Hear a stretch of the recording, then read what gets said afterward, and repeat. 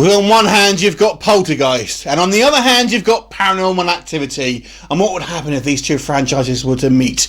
Well, let me tell you what you wouldn't get, and that would be Poltergeist Activity.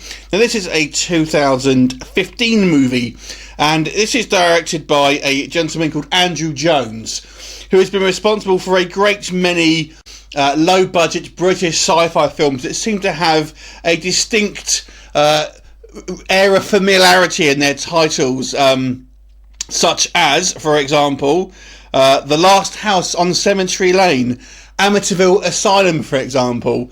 These films basically are, I guess you would call them mockbusters to a certain degree. Horror movies that are basically kind of sound similar to a kind of more famous existing franchise in hopes that you'll think it's some kind of spin-off. So let's discuss Poltergeist Activity.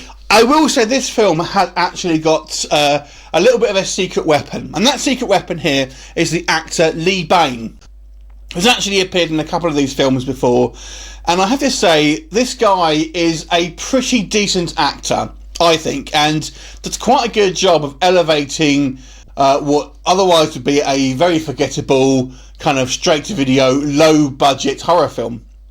Now let's talk about the plot of Poltergeist Activity. So basically this follows a single father and his kind of teenage daughter, although on a sub-note here, I couldn't get over that these two look disturbingly similar in age. Obviously Lee Bane's a bit older, but the daughter just looked way too old. I'm not quite sure, trying to find out how old she was, but I don't know, I wasn't buying her, the age that she was playing on this one.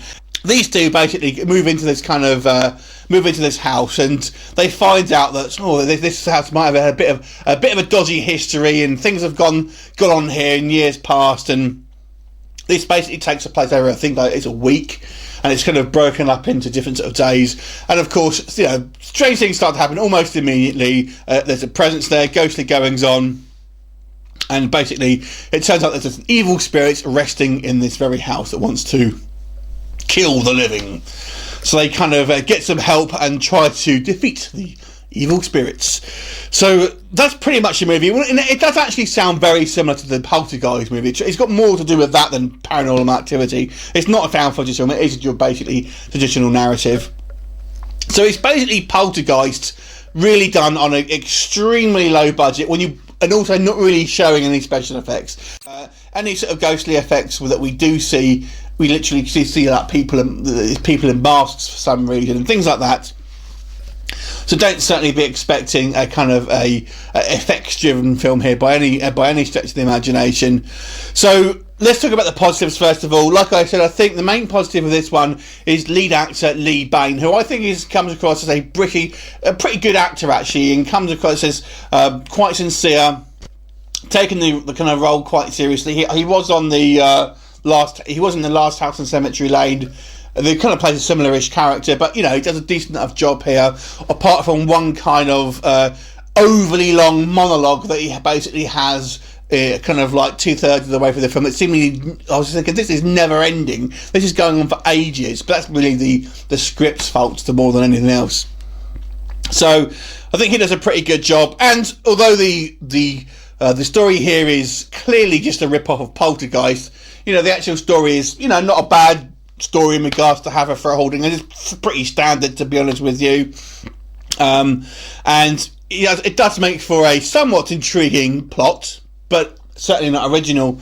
So let's go through kind of the negatives. So the supporting cast, other than Lee Bane, I think are certainly a mixed bag. Some of the lesser characters, like this kind of old sort of friendly neighbour, she's an older lady, but sadly not a particularly good actor, I have to say. And the daughter, I just couldn't get over. I don't know how old she was. I really don't know, but I just couldn't get that she was playing a teenager. I could be wrong, and she probably is a teenager, but she just didn't look it to me, and they just looked too similar in age. And I don't know. I just wasn't buying it, to be honest with you. So I don't think the acting, aside from Lee Bane, was very good. I thought the actual direction was fairly sort of pedestrian. It's not bad, but obviously it's all a low budget, so I do give some kind of leeway to these kind of movies. And it's certainly better than kind of the Amityville Asylum, which I saw a little while ago. But it's just completely forgettable. There's really nothing to it. There's no special effects. It's just a kind of, you know, a standard straight to kind of DVD film that you're going to find in your local supermarket that's going to be priced a couple of quid, and you'll kind of, you know, you'll watch it and think, and you've forgotten about it within the next 5 minutes. It really is nothing special at all. I don't think it's as far as I would go to say it's offensively bad in any ways. You know, it's not going to kind of think, man, oh, that was so bad. You'll just forget about it straight away. But like I said, there's no real effects here. Don't be expecting anything sort of, you know, visually on screen, because you're not going to see it. Something I didn't really understand why they were there as well. We're told the kind of the backstory of these spirits and stuff, but I don't really understand why they were kind of, when we see like these figures, why they kind of look like they do, if that makes sense. So, you know, some things to me were just didn't kind of make a lot of sense in regards to the plot, that kind of going into spoilers, but pretty forgettable, not horribly offensive, but I can't really recommend this film, but you won't feel offended by it or kind of too violently about it, I would say that. So 4 out of 10 for me. Have you seen it? What did you think of it? Leave me a comment and I will look forward to seeing you next time. Bye for now.